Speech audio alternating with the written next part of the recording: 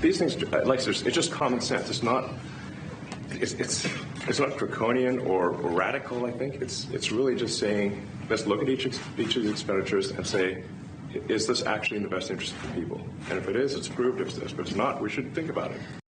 DOGE saying they've uncovered billions in wasteful and dangerous spending across the federal government, and Elon Musk hoping to cut $2 trillion from the budget in the coming days.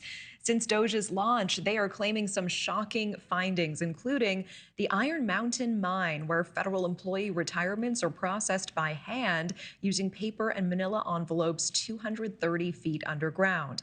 The EPA locating $20 billion in wasted tax dollars, which was supposedly hurried out the door before Inauguration Day. The Pentagon wasting thousands on coffee cups and soap dispensers.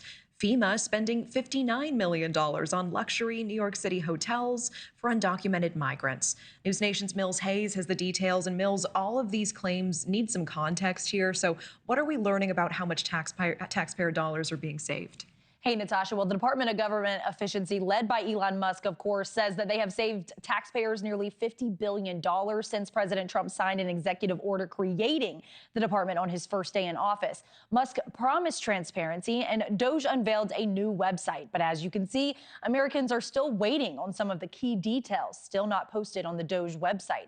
Another alarming update from the Huffington Post reported a quick search of the DOGE website shows classified details from the National Reconnaissance Office, the federal agency that designs, builds, and maintains U.S. intelligence satellites. Musk's company, SpaceX, actually has a $1.8 billion contract with NRO to build hundreds of spy satellites. The White House, however, says that DOGE did not share classified information.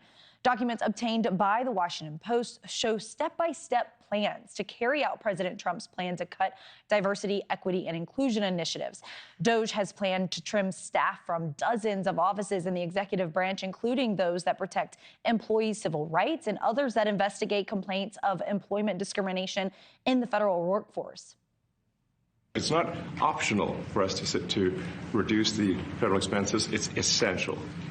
It's essential for America to remain solvent as a country.